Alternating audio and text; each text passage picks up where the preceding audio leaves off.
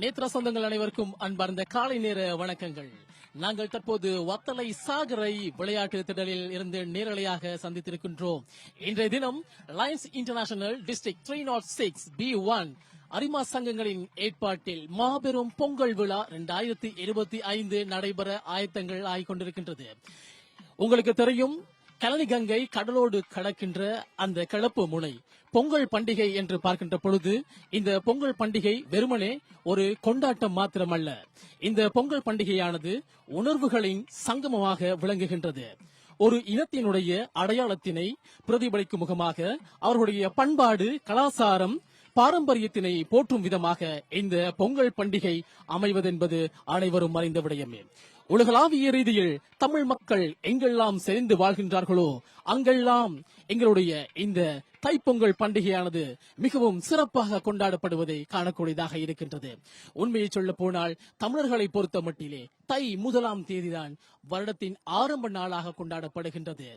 இந்த உழவு திருநாளுக்கு என்னென்னவெல்லாம் உதவி புரிகின்றனோ ஆவினங்கள் முதற்கொண்டு எங்களுடைய சூரிய பகவானுக்கு நன்றி செலுத்துகின்ற உன்னதமான ஒரு திருநாளினை இந்த லயன்ஸ் கழகங்கள் அனைவரும் இணைந்து ஏற்பாடு செய்திருப்பது வரவேற்கத்தக்கதொரு விடயம்.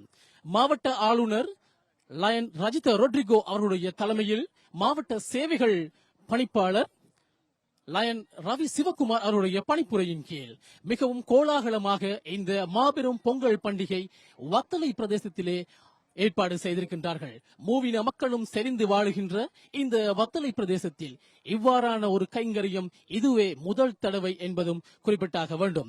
ஆம், இங்கே பொங்கலை பொங்குவதற்கு லயன்ஸ் கழகங்களுடைய மிகப்பெரியதொரு பொங்கல் பானை தயாராகி கொண்டிருக்கின்றது. அதே போன்று 31 குடும்பங்கள் இந்த பொங்கல் பானையினை பொங்கல் பொங்குவதற்கும் ஆயத்தங்களை செய்து கொண்டிருக்கின்றார்கள். மறுபுறத்திலே மேலதாள வாத்தியங்களுடன் எங்களுடைய மாவட்ட ஆளுநர் லயன் ரஜித ரொட்ரிகோ அவர்களையும் வரவேற்பதற்கு சகல ஆயத்தங்களும் இருப்பதை காணக்கூடியதாக இருக்கின்றது.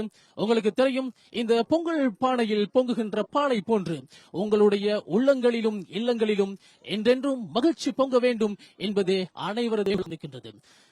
உலகில் 203 நாடுகளுக்கு மேல் இந்த அரிமா சங்கங்கள் நலிந்தோர்களுக்கான சேவைகளை வழங்கிக் கொண்டிருக்கின்றார்கள்.